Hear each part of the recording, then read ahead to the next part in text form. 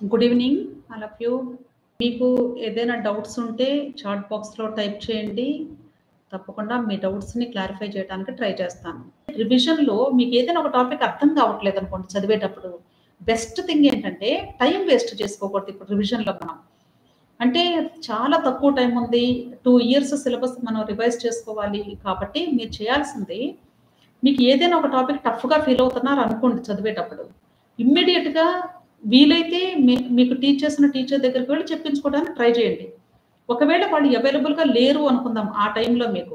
అప్పుడు మీరు చేయాల్సిందేంటంటే మీ క్లాస్‌లో మెరిటోరియస్ స్టూడెంట్స్ ఎవరైనా ఉన్నా, లేదా మీ ఫ్రెండ్స్‌లో కొంచెం చదివేటువంటి స్టూడెంట్ ఉన్నా, లేదా అంటే బాగా చదవకపోయినా ఆ టాపిక్ బాగా అర్థమైనటువంటి టాపిక్ అంటే అర్థమైన స్టూడెంట్ ఉన్నా సరే వాళ్ళతో చెప్పించుకోవడానికి ట్రై చేయండి. అంటే ఎలా ఉంటారంటే ఈ రివిజన్ టైంలో మీకు తెలిసింది వేరే వాళ్ళకి చెప్పాలి. వేరే వాళ్ళకి తెలిసింది మీరు చెప్పించుకోవాలి. ఈ 2 కూడా ఉంటే చాలా హెల్ప్ అయిద్ది. టైం సేవ్ అయిద్ది. మనం చదువుతూ కూర్చునే కంటే కూడా ఒక్కసారి మీ ఫ్రెండ్‌తో చెప్పించుకుంటే మీ ఫ్రెండ్‌కి హెల్ప్ అయిద్ది. ఒకసారి మీకు చెప్పిందనుకోండి, ఆ అమ్మాయి ఇంకోసారి చదవాల్సిన అవసరం రాదు. అంత పర్ఫెక్ట్ అవుతుంది. అలాగే మీరు కూడా ఎక్కువ టైంని కేటాయించి రీడింగ్‌లో కూర్చునే కంటే కూడా మీ ఫ్రెండ్ దగ్గర కానీ మీరు చెప్పించుకుంటే, ఒకసారి చెప్పించుకున్న తర్వాత చదివితే మీకింక మర్చిపోయే అవకాశమే ఉండదు. అంటే చాలామంది డే స్కాలర్స్ స్టూడెంట్స్ ఉన్నారనుకోండి.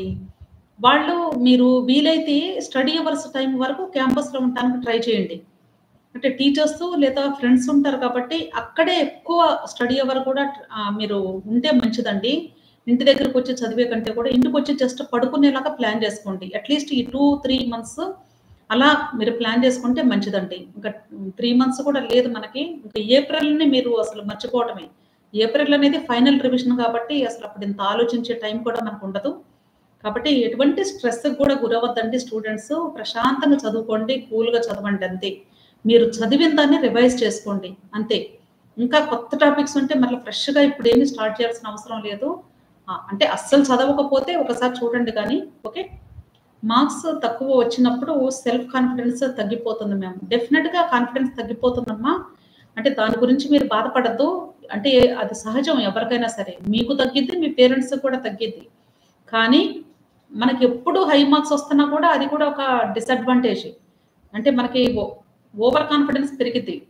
మీకు కంటిన్యూయస్‌గా ఒక 550 వస్తూ ఉన్నాయనుకోండి, లేదా 600 పైన వస్తూ ఉన్నాయనుకోండి, అప్పుడు మనకేమనిపిస్తుంది, so, I am so safe. ఇంకా నాకు బాగా వస్తున్నాయి మార్క్స్ అని మీరు కొంచెం అంటే అంత సీరియస్‌నెస్ తీసుకోరు. ఎప్పుడైతే మనకి స్కోర్ తగ్గిద్దో, అప్పుడు పట్టుదల పెరిగిద్ది మనలో. అర్థమైందా? సో, అప్పుడప్పుడు స్కోర్ తగ్గటం కూడా చాలా మంచిదండి. మీరు ఎగ్జామ్ దగ్గరకొచ్చే కొద్దీ స్కోర్స్ అంటే మీకు ఇంతకు ముందు గాని ఒకవేళ సపోజ్ ఎగ్జాంపుల్ చెప్తున్నాను. ఒక 600, 550 మార్క్స్ వస్తున్న స్టూడెంట్ అనుకోండి.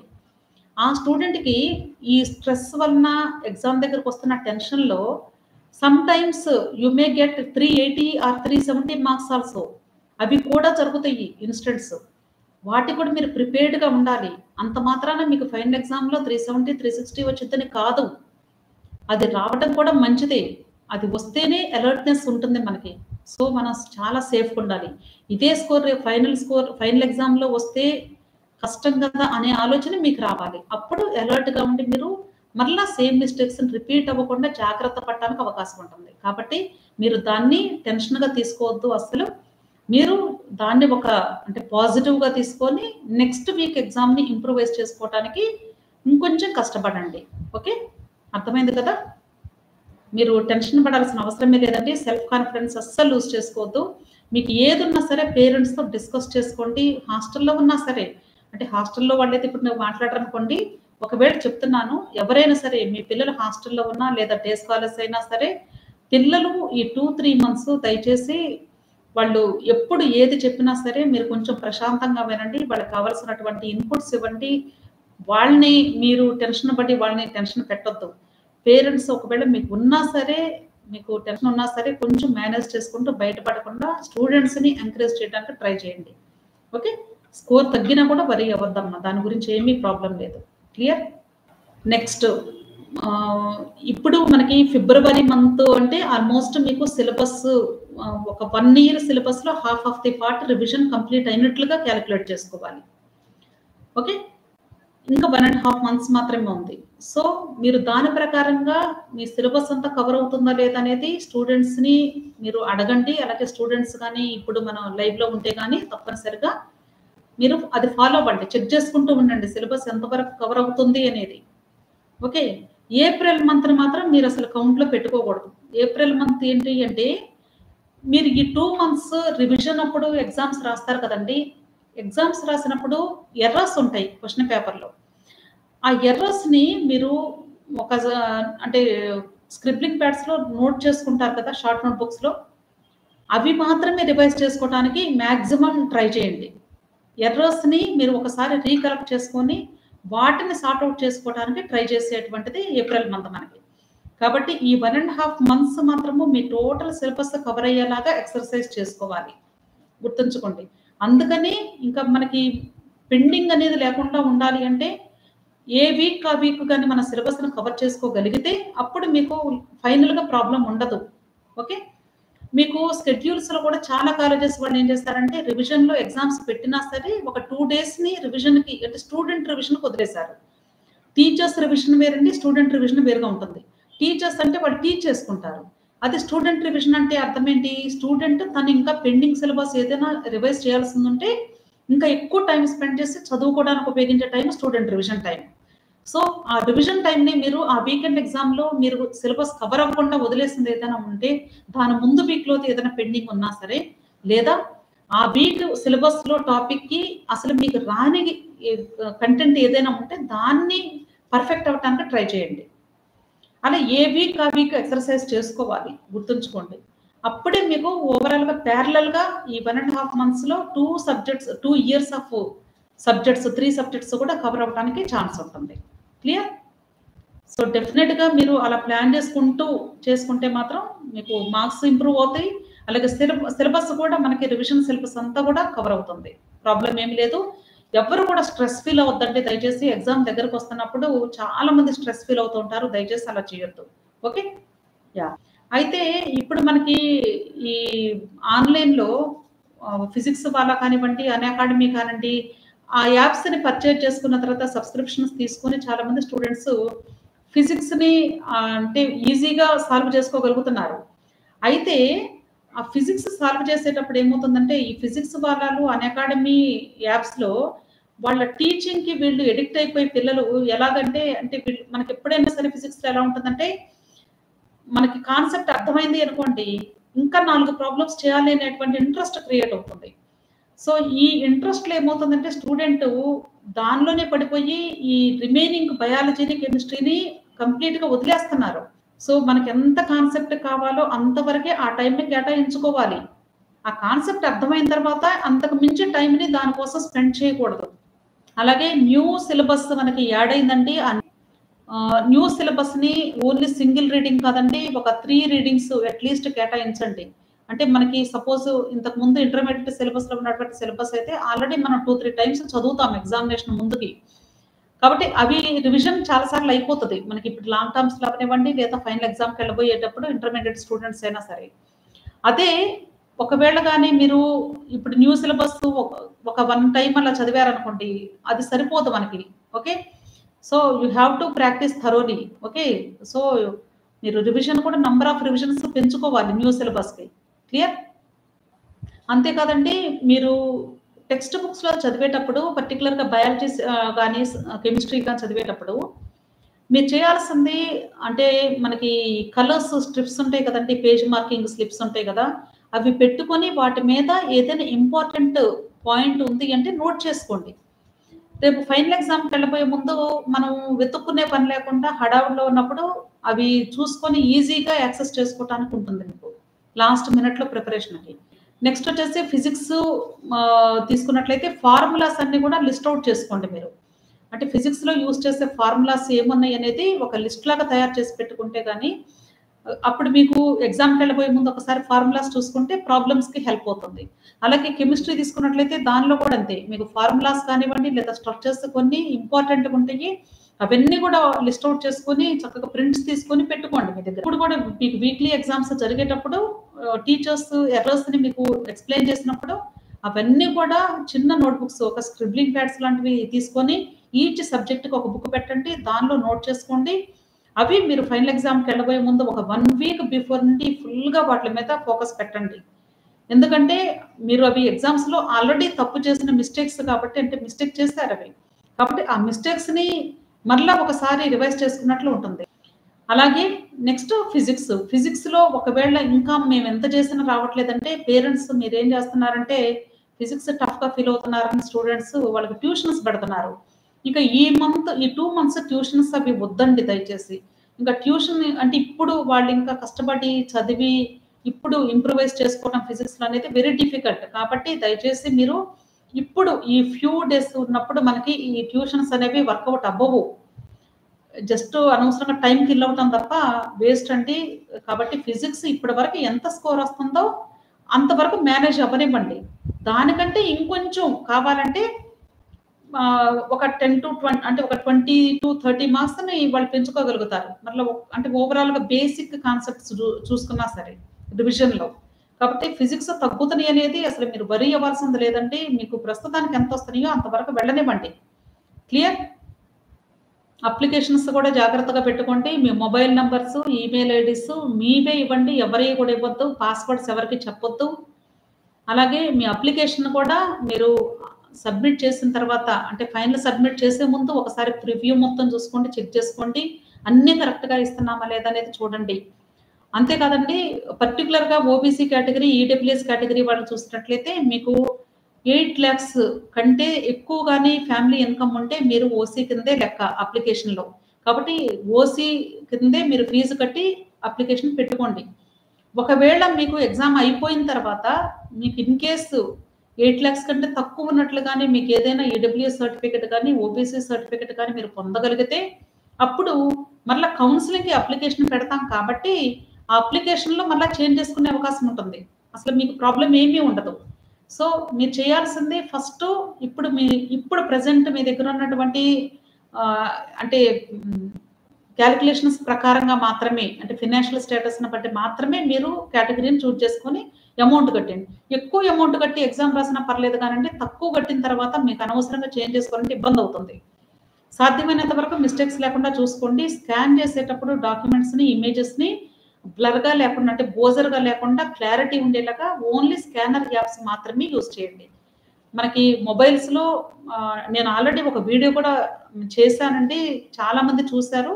ఇంకా దయచేసి చూడని వాళ్ళుంటే నా వీడియోని ఒకసారి చూడండి. నేను పిక్చర్స్‌తో పాటుగా ఇచ్చాను. ఎలా స్కాన్ చేసుకోవాలి అవన్నీ కూడా చూపించాను. దయచేసి ఒకసారి ఆ వీడియోని చూసి దాని ప్రకారంగా చేసుకోండి. ఇంకొకటి మీరు కొద్దిమంది స్టూడెంట్స్ ఏం చేస్తారంటే మీరు ఇంటర్నెట్ సెంటర్‌కెళ్ళి కూడా స్కాన్ చేయించుకుంటారు. వీలైతే మీకు తెలియకపోతే అలా చేయించుకోండి. కానీ అనవసరం అండి బయటికి వెళ్లి డబ్బులు వేస్ట్ చేసుకోవాల్సిన అవసరం లేదు. చక్కగా మీ మొబైల్‌లో యాప్‌ని పెట్టేసుకొని డాక్ స్కానర్ కానీ, క్యామ్ స్కానర్ కానీ, పీడీఎఫ్ స్కానర్ చాలా రకాలుంటాయి. వాటిల్లో మీకు ఏది బెస్ట్ అనిపిస్తే అది పెట్టుకొని మీరే చక్కగా స్కాన్ చేసుకోండి. బౌండరీస్‌ని ప్రాపర్‌గా క్రాప్ చేసుకోండి. అంతేగాని వెనకాల బ్యాక్‌గ్రౌండ్ ఏది ఉండకూడదు. ఒక వైట్ షీట్ లేదా ఒక వైట్ క్లాత్ ఏసి టేబుల్ మీద ఎగరకుండా చక్కగా మంచి లైటింగ్ ఫోకస్ చేసి ఇలా టాప్‌లో మీ మొబైల్‌ని పెట్టి చక్కగా మీరు స్కాన్ చేసుకోవచ్చు. అవి పర్మనెంట్‌గా మీకుంటాయి. ఒకసారి స్కానింగ్ మీకు అలవాటైతే డెఫినిట్‌గా మీకు తర్వాత కూడా హెల్ప్ అవుతుంది. ఓకే. అంటే మీకు వీకెండ్ ఎగ్జామినేషన్స్‌లో నీట్ స్కోర్ ఎంతొస్తుంది? దాన్ని బట్టి షార్ట్ టర్మ్ అవసరమా? సెల్ఫ్ స్టడీ అవసరమా? సపోజ్ స్టూడెంట్ అంటే ఆల్రెడీ ఇంటర్మీడియేట్‌లో మంచి స్కోర్‌ని సాధించే స్టూడెంట్ అయితే షార్ట్ టర్మ్ కోచింగ్‌కి వెళ్ళాల్సిన అవసరం లేదండి. వాళ్ళు సెల్ఫ్ స్టడీ చేసినా సరే they can get easily high score. Okay. ఒకవేళ గాని ఇంటర్మీడియేట్‌లో అంటే మోడరేట్ మార్క్స్ వచ్చేటువంటి స్టూడెంట్‌కైతే కొంత ఈ షార్ట్ టర్మ్ కోచింగ్‌కి వెళితే డెఫినిట్‌గా హెల్ప్ అవుతుంది. కాకపోతే ప్రాబ్లమ్ ఏంటంటే, ఈ షార్ట్ టర్మ్ కోచింగ్స్ అనేలకి స్టూడెంట్స్ ఆ హాస్టల్స్‌లో ఎంతవరకు అడ్జస్ట్ అవుతున్నారనేది చూసుకోవాలి. డే స్కాలర్ అయితే పర్లేదండి. హాస్టల్‌లో పెట్టేట్లయితే మీరు ఆలోచించుకొని డెసిషన్స్ తీసుకోండి. అంటే వాళ్ళు అడ్జస్ట్ అవ్వకుండా ఇంకా ప్రతిసారి ఇంటికి రావటం అలా వెళ్తూ ఉంటే టైం కిల్ అవుతుంది అనవసరంగా. షార్ట్ టర్మ్ అనేది చాలా ప్రీషియస్ కాబట్టి మీరు డే స్కాలరా, హాస్టలరా అలాగే ఇంటర్మీడియేట్‌లో స్కోర్ ఎంతొస్తుంది? దాన్ని బట్టి మీరు చూజ్ చేసుకోవాల్సి ఉంటుంది. షార్ట్ టర్మ్ తీసుకోవాలా? లేదా సెల్ఫ్ స్టడీ తీసుకోవాలా? మంచి స్కోర్ వచ్చే స్టూడెంట్ అయితే డెఫినిట్‌గా సెల్ఫ్ స్టడీ హెల్ప్ అవుతుందండి. ఓకే. ప్రాబ్లమ్ ఏమి లేదు. తను చదువుకోగలుగుతారు. మేనేజ్ చేసుకోగలుగుతారు. కాకపోతే మోడరేట్‌గా వచ్చే వాళ్ళకి ఇంకొంచెం పుషింగ్ ఉంటే అంటే సబ్జెక్ట్ టీచింగ్ ఉంటే గాని షార్ట్‌కట్ తెలిస్తే వాళ్ళు ఇంకొంచెం ఇంప్రూవైజ్ చేసుకునే అవకాశం ఉంటుంది. అంటే షార్ట్ టర్మ్ అయితే చాలా తక్కువ పీరియడ్ ఉంటుంది. కాబట్టి అది ఎక్కడ మీరు పంపించాలి అనుకుంటున్నారో అవి కూడా జాగ్రత్తగా చూసుకొని ప్లాన్ చేసుకోవాలి దాని ప్రకారంగా. ఓకే. నెక్స్ట్ ఎగ్జామినేషన్ సెంటర్స్ కూడా నేను ఆల్రెడీ వీడియోలో కూడా చెప్పానండి. ఇంకా ఎవరైనా వినని వాళ్ళు ఉంటే దయచేసి చెప్తున్నాను. మీరు అప్లికేషన్ పెట్టేటప్పుడు ఎగ్జామినేషన్ సిటీని పెట్టుకోవాలి. ఆ సిటీ కూడా మీ పిల్లలు ఎక్కడ ఏ ఊర్లో చదువుతుంటే అక్కడే పెట్టుకోండి సెంటర్స్. నియర్‌గా పెట్టుకోండి. సో, మీరు అప్లికేషన్‌లో సిటీస్‌ని చూజ్ చేసుకునేటప్పుడు మీ పిల్లలు కానీ హాస్టల్‌లో చదువుతూ ఉంటే దయచేసి ఏ ఊర్లో చదువుతున్నారో ఆ ఊరు దగ్గరగానే మీరు సెంటర్స్ పెట్టుకోండి. అంతేగాని మీరు మరలా మీ ఓన్ సిటీస్‌కి తీసుకెళ్ళి ఎగ్జామ్ రాయించాలి అని పెట్టుకోవద్దండి. దానివలన అనవసరంగా ముందు రోజు ట్రావెలింగ్‌లో ఉంటారు. డే వేస్ట్ అవుతుంది. అలిసిపోయి హెల్త్ పాడవచ్చు జర్నీస్‌లో. ఇవన్నీ కూడా ఉంటాయి కాబట్టి ప్రాబ్లమ్స్. దయచేసి పేరెంట్స్ 1 డే బిఫోర్ మీరు వెళ్లి మీ పిల్లలు ఏ ఊర్లో ఉంటే ఆ ఊర్లో స్టే చేయండి పేరెంట్స్. ముందుగానే వెళ్లి. అక్కడ స్టే చేసి అప్పుడు అక్కడి నుండి మీ పిల్లలకి ఎగ్జామ్ హాల్‌కి ఈజీగా తీసుకువెళ్ళేలాగా చూసుకోండి. ఇంకొకటి కూడా చెప్తున్నానండి. ఒకవేళ నాన్ లోకల్ పేరెంట్స్ ఉంటే గాని మీ పిల్లలు హాస్టల్‌లో ఉంటే మీరు చేయాల్సిందేంటంటే సపోజ్ ఎగ్జాంపుల్ చెప్తున్నాను. విజయవాడ ఒక సెంటర్ అనుకోండి. విజయవాడ సెంటర్ అంటే విజయవాడ చుట్టుప్రక్కల చాలా దూరంలో కూడా మీకిస్తారు సెంటర్స్. సో, అంత దూరం ట్రావెల్ చేయాలి అంటే కష్టం. కాబట్టి ఎగ్జామ్ సెంటర్‌కి దగ్గరగా ఏదైనా రూమ్స్ ఉంటే ఒక రోజు ముందు తీసుకొని మీ పిల్లల్ని అక్కడ తీసుకువెళ్ళి పెట్టుకొని ఎగ్జామ్ సెంటర్ చూసుకొనొచ్చి ఈజీగా దగ్గరగా వెళ్ళేలా చూసుకోండి. ఎందుకంటే హెవీ ట్రాఫిక్ ఉంటుంది. అందుకని సిటీస్ చాయిస్ చాలా చాలా ఇంపార్టెంట్. జాగ్రత్తగా ప్లాన్ చేసుకోండి. Okay. Very good. Next AP OC cut off guess ma'am అంటే ఓసీ కట్ ఆఫ్ అంటే లాస్ట్ ఇయర్ ప్రకారంగా తీసుకుంటే 570 మినిమమ్ రావాల్సిందేనండి ఓసీ వాళ్ళకైతే తప్పనిసరిగా. 570 అంటే ఇప్పుడు 600 గాని టచ్ అయితే వాళ్ళకి అప్పుడు మీకు రేపు ఫైనల్ ఎగ్జామ్‌లో కొంచెం అటు ఇటు అయినా సరే స్కోరు అంటే ఒక 20 మార్క్స్ ప్లస్ ఆర్ మైనస్ అయినా సీట్ వచ్చే అవకాశాలు ఎక్కువగా ఉంటాయి. సో, 600 టార్గెట్ పెట్టుకోవాల్సిందే మేడం తప్పనిసరిగా జ్యోత్స్న గారు. మా పాప నీట్ రాస్తున్నారు. బీసీఈ ఆన్‌లైన్ కోచింగ్ 430, 440 వస్తున్నాయి. సీట్ అవకాశం ఉందా? మరియు బ్యాంక్ రుణాన్ని వివరించండి please. Okay sir. Online coaching అని చెప్పారు కదా! అంటే ఏ టైప్ ఆఫ్ ఆన్‌లైన్ కోచింగ్ అంటే కాలేజ్ వాళ్ళు పెట్టే ఆన్‌లైన్ క్లాసెస్ వింటున్నారా? లేక వీళ్ళు సొంతగా అంటే మనకి ఆన్‌లైన్ ప్లాట్‌ఫార్మ్స్ ఉన్నాయి గదా! ఆ యాప్స్ పర్చేజ్ చేసుకొని ప్రిపేర్ అవుతున్నారా?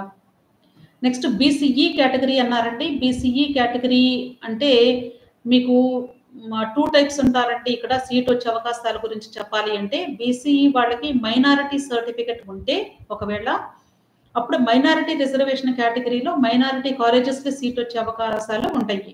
దానికి కూడా 430 స్కోర్ సరిపోదండి. అంటే లాస్ట్ ఇయర్ అరౌండ్ 484, 490 మార్క్స్ వచ్చిన స్టూడెంట్ మాపప్ రౌండ్‌లో అప్పుడు మన మైనారిటీ సర్టిఫికేట్ ఉంటే ఇక్కడ నిమ్రా కాలేజ్‌లో సీట్ వచ్చింది ఏపీ స్టూడెంట్‌కి. అదే మీకు తెలంగాణ స్టూడెంట్ అయితే అప్పుడు దాన్ని బట్టి చేంజెస్ ఉంటాయి. అంటే 430 అనేది కొంచెం తక్కువ స్కోరేనండి. తప్పనిసరిగా ఇంకా ఇంప్రూవ్ అవ్వాలి స్కోర్ అనేది డెఫినిట్‌గా.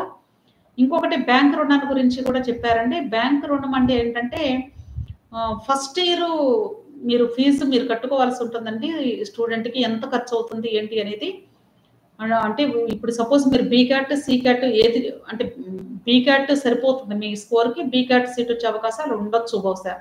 సో, బీకాట్ ఫీజెస్ కావాలి అన్నప్పుడు మీరు ముందుగానే బ్యాంక్ మేనేజర్స్‌తో మాట్లాడుకోవాల్సి ఉంటుంది. ఆ తర్వాత మీరు ఫస్ట్ ఇయర్ ఫీజు ఎంత కట్టారో ఆ రిసిప్ట్ తీసుకొని వెళ్తే అప్పుడు వాళ్ళు దాన్ని బట్టి మీకు ఆ యొక్క లోన్ శాంక్షన్ చేస్తారు. దాన్ని బట్టి మీకు నెక్స్ట్ ఇయర్స్ ఫీజు క్రెడిట్ అవుతుంది. అలా కట్టుకోవచ్చు మీరు. ఎవ్రీ ఇయర్ ఫీజు అలా కట్టుకోవచ్చు సార్ అది. ఓకే. సో, బ్యాంక్ అంటే మీకు తెలిసిన మేనేజర్స్ ఎవరైనా ఉంటే చూసుకోండి బెటర్ అండి.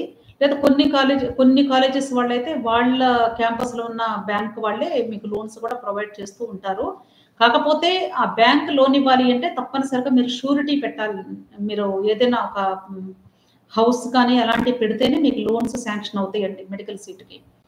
తప్పనిసరిగా పెట్టాల్సి ఉంటుంది. అది మీరు ముందుగానే చూసుకోండి. Okay. My daughter is getting 330 marks SC female. Is there any chance 330కి ఇట్ ఈస్ వెరీ డిఫికల్ట్ అండి. లాస్ట్ ఇయర్ చాలా హై కట్ ఆఫ్‌కి వెళ్ళింది ఎస్సీ కేటగిరీలో కూడా. ఫీమేల్ అయినా సరే తప్పనిసరిగా అబోవ్ 450 ఉంటేనే మనకి సీట్ వచ్చే అవకాశాలు ఉంటాయి సార్. 330కి కష్టమండి కొంచెం. So, need to work hard. Okay. ఇంకొంచెం కష్టపడాల్సిందే తప్పదు. 330కి కష్టమండి. బీడీఎస్ కూడా మనకి కొంచెం కష్టమే. బీడీఎస్ కూడా కట్ ఆఫ్ బాగా పెరిగింది లాస్ట్ ఇయర్.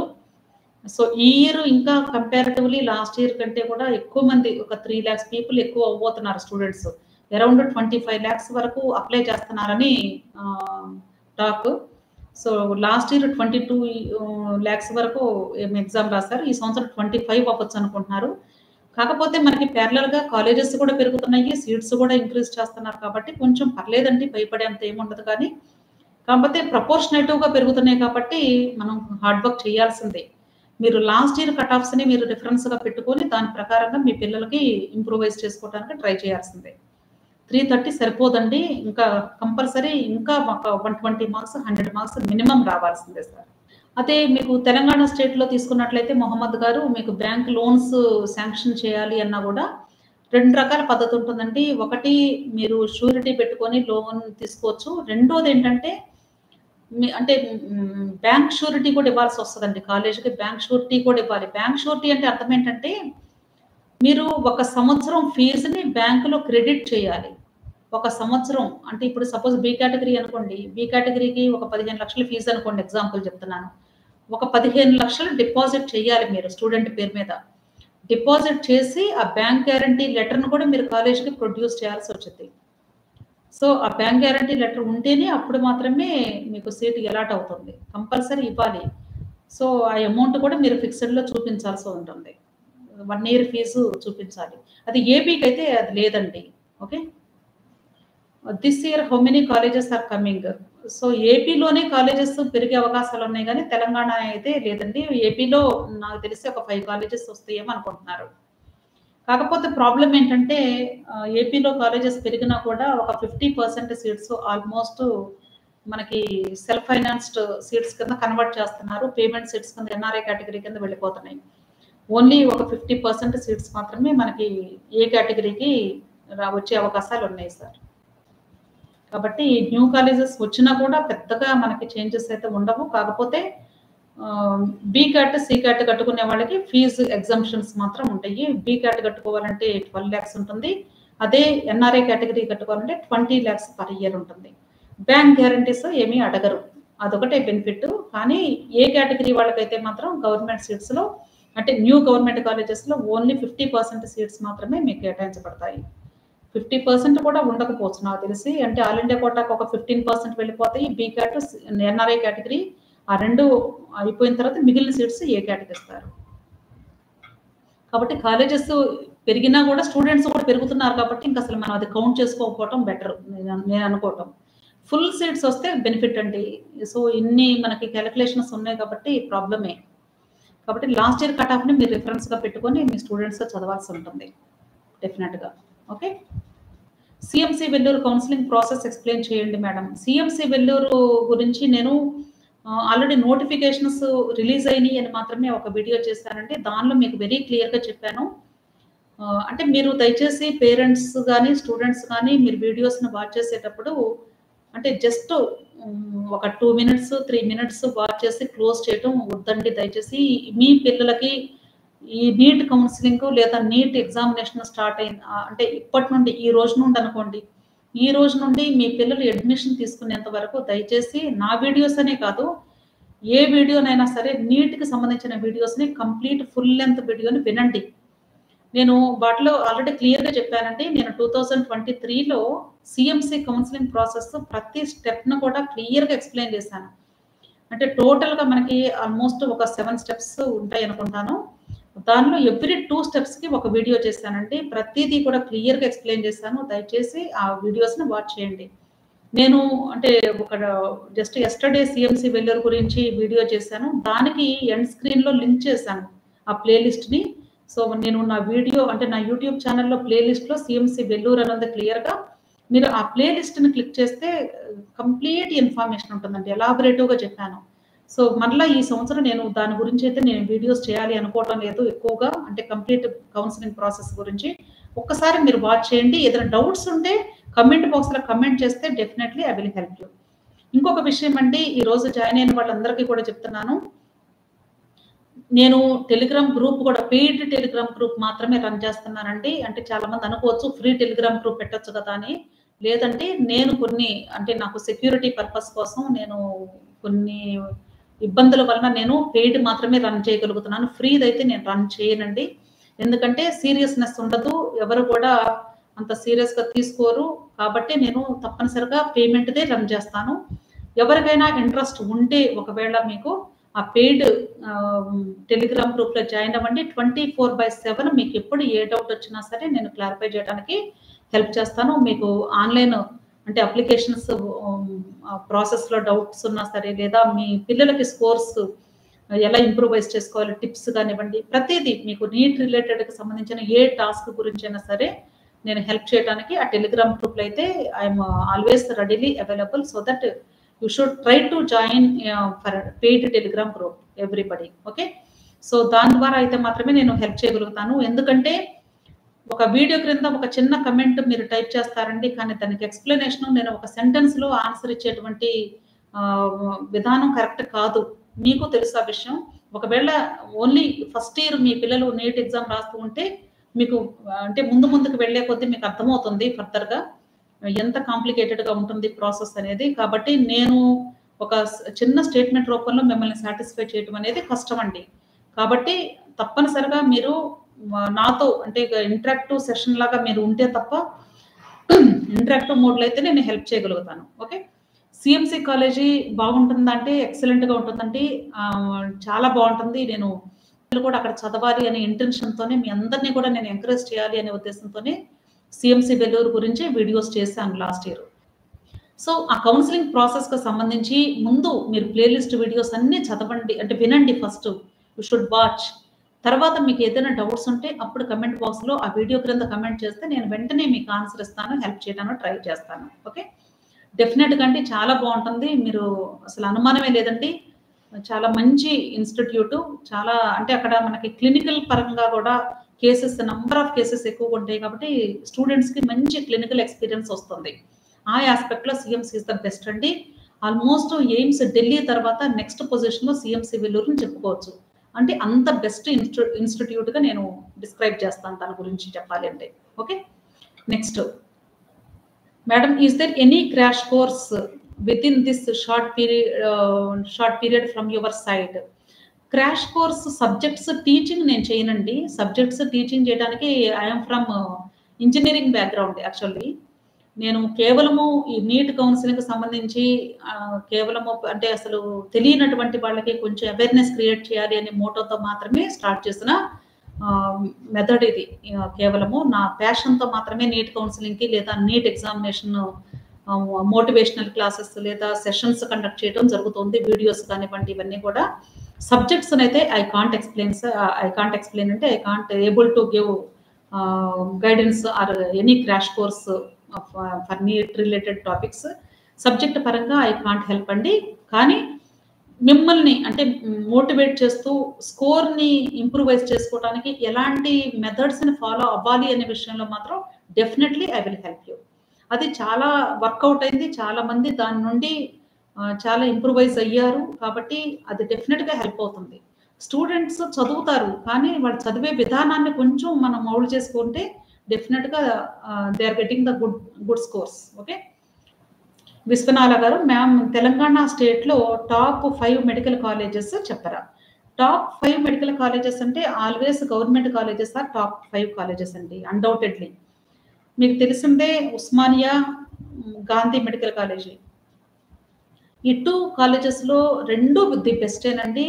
అది అంటే కొద్దిమంది స్టూడెంట్స్ కేవలం గాంధీలో వస్తేనే జాయిన్ అవుదాం అనుకుంటారు. కొద్దిమంది స్టూడెంట్స్ అయితే లేదు ఉస్మానియా అయితే ఇంకా ఎక్స్‌ప్లోర్ చాలా బావుంటుంది. అని చెప్పేసి మనం ఉస్మానియా కూడా ప్రిఫరెన్స్ ఇస్తున్నారు స్టూడెంట్స్ ఎక్కువ మంది. లాస్ట్ ఇయర్ పర్టిక్యులర్‌గా చూస్తే గాంధీ కంటే కూడా ఉస్మానియాకే ప్రయారిటీ ఎక్కువ ఇచ్చారు. కాబట్టి మీరు ఈ రెండిటిని కూడా టాప్ మోస్ట్‌లో చెప్పుకోవచ్చు. ఉస్మానియా, గాంధీ.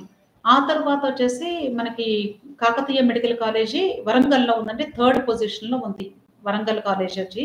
ఆ తర్వాత మనకి న్యూ కాలేజెస్ అంటే హైదరాబాద్‌లో ఇది ఉందండి. ఈఎస్ఐ కాలేజ్ ఉంది. That was the fourth position college. ESI college. Next government medical colleges ఉన్నాయి. ఇంకా అవి ఆర్డర్‌లో ఎలాగైనా చూసుకోవచ్చు. అంటే మహబూబ్ నగర్ ఇలాంటివన్నీ ఉన్నాయండి. అవి మీకు list order of priorities list నా వీడియోస్‌లో ఉంటుంది. ఒకసారి చూడండి. మేజర్‌గా అయితే మాత్రం ఇవేనండి టాప్ మోస్ట్ కాలేజెస్ తెలంగాణలో. నీట్ ప్రిపరేషను ఎక్కడ బాగుంటుంది మేడం?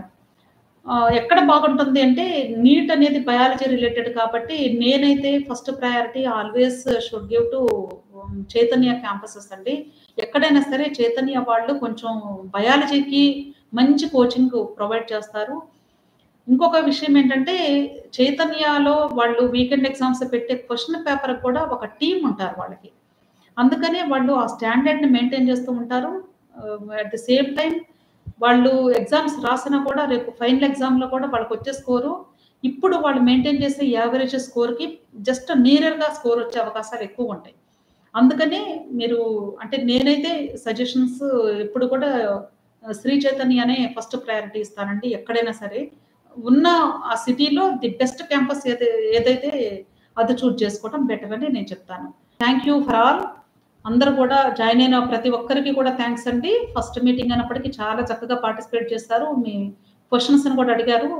బహుశా మీ అందరికీ కూడా నా ఆన్సర్స్ అంటే సూటబుల్‌గా మీకు యూజ్‌ఫుల్ అనిపిస్తే గాని తప్పనిసరిగా మీ యొక్క ఫీడ్‌బ్యాక్ కూడా తెలియజేయండి. అలాగే మీ పిల్లల్ని చక్కగా చదివించండి. హెల్త్ ఇంపార్టెంట్ అండి. ఓకే. స్కోర్ విషయంలో కొంచెం కేర్ తీసుకోండి. తక్కువ వచ్చినా సరే దాన్ని పాజిటివ్‌గా తీసుకొని నెక్స్ట్ వీక్ రేజ్ చేసుకోవడానికి ట్రై చేయండి గానీ, మీరు ఎటువంటి డిసప్పాయింట్‌మెంట్‌కి కూడా గురవ్వద్దు. Clear? Wish you all the best అండి. అందరికీ కూడా you can leave now. Okay. Thank you so much.